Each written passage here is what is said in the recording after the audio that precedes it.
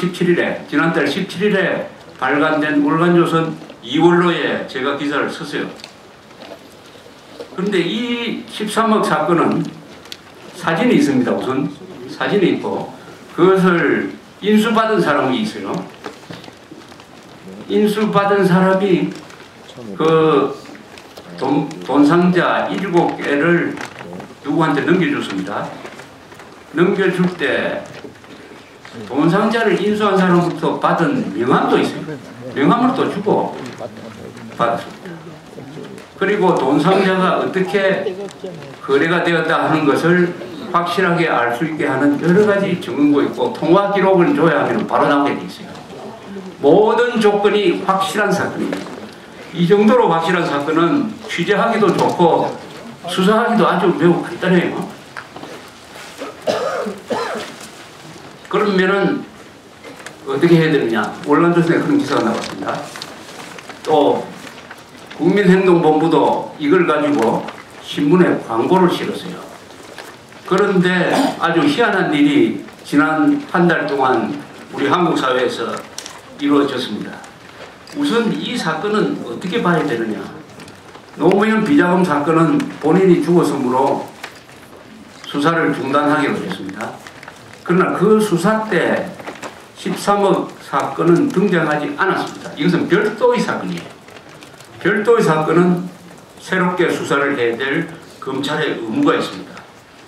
두 번째는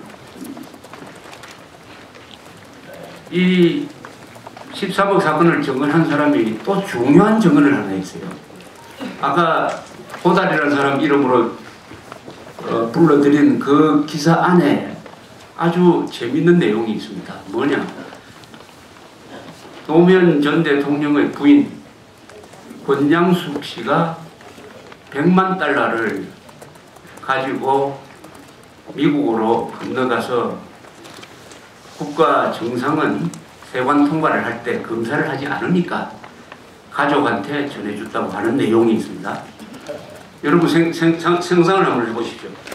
정상회담을 하러 가는 비행기에 대통령 부인이라는 사람이 100만 달러를 든 가방을 들고 가서 누구한테 전해준다. 무슨 영화 같지 않습니까? 이런 사실이 있었다는 증언을 했어요. 아주 충격적인 제보죠. 물론 확인을 해야 됩니다.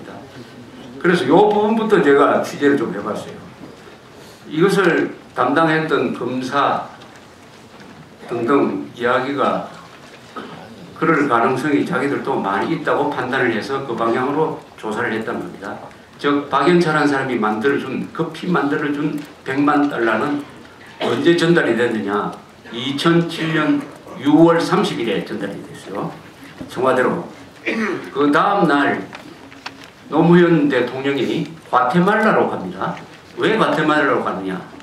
그때 평창 동계올림픽 유치를 결정하는 IOC 총회가 과테말라에서 열리게 돼 있었어요. 대통령 응원하기 위해서 갑니다. 그런데 가는 도중에 어디를 거치느냐? 미국의 시애틀을 거쳐요. 시애틀에서 한 하루 있다가 갑니다. 그래서 시애틀까지 전용기에 100만 달러 든 여행 가방을 들고 가서 권양숙 씨가 딸 아니면 아들한테 직접 전해줬을 것이다 라고 검찰은 추정을 하고 있었어요. 그러나 거기에 대해서 제대로 추궁을 하고 확인하기 전에 자살 사건이 났습니다. 그 당시에도 수사하는 과정에 그것을 비치는 기사가 신문에 나왔습니다. 그런데 이번 A씨의 증언에 의해서 B씨의 증언에 의해서 그 돈을 받은 경연이란 여자가 그 돈을 받아서 호텔방에서 이렇게 뭘 했다. 그 돈을 1년 번호로 새 돈이 왔기 때문에 이 새 돈을 쓰면은 1년 번호가 연속으로 적혀있기 때문에 이 돈 자금이 어디서 들어온 거냐 해가지고 미국에서는 추적을 합니다. 그래서 그것을 섞기 위해서 카지노에서 여러 방법으로 옛날 돈하고 섞는 일을 했다 하는 증언이 있었어요. 이런 등등. 자, 그러면은 이 13억 돈상자 사건은 굉장한 폭발력이 있는 기사입니다. 이 기사가 제대로 앞으로 물론 취재가 제대로 되고 검찰에서 제대로 수사를 하면 한국의 정치판이라든지 여기에 큰 영향을 줄 수 있는 사건은 왜 그렇습니까? 지금 한 2달 동안 우리 언론이 제일 많이 다루고 있는 게 무슨 사건입니까?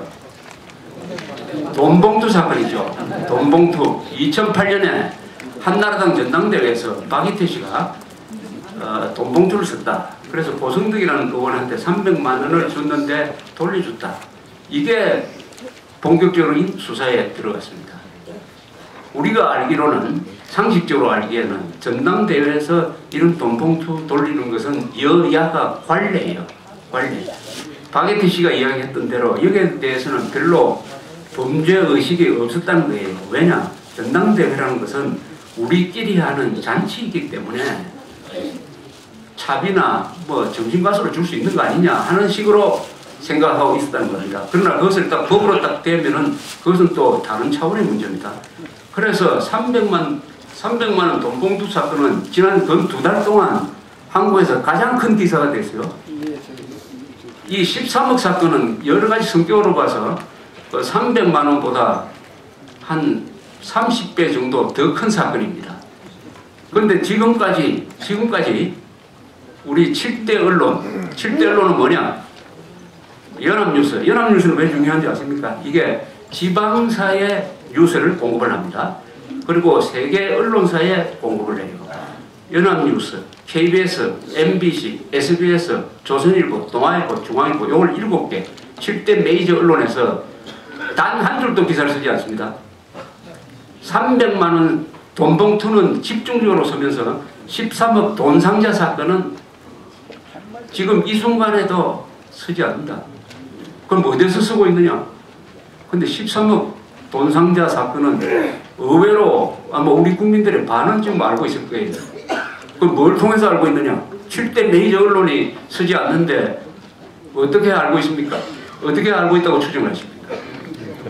첫째는 국민행동본부가 광고를 내고 기자회견을 하고 사진을 돌렸습니다. 그 다음에 역시 요새는 인터넷 세상이에요. 제 기사를 다른 데서 막 퍼갔습니다. 특히 네이버라는 이 포털 서비스에서 실리니까 100만 건 이상 되는 사람들이 100만 건 이상의 접속자가 있었어요. 그래서 이 인터넷 사회에서는 인터넷을 보는 사람은 13억 돈상자 사건은 다 알 수 있게 되었는데 이 7대 언론은 무시합니다. 이게 무슨 의미를 갖고 있느냐 하면은 이거는 소비자입니다. 조선일보 보는 사람, KBS 보는 사람 시청료 내고 뭘 냅니까? 구독료를 내죠.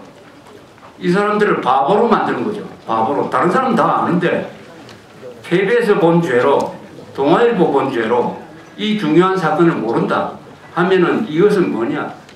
배임입니다. 배임. 그리고 직무유기예요. 여기에 말하자면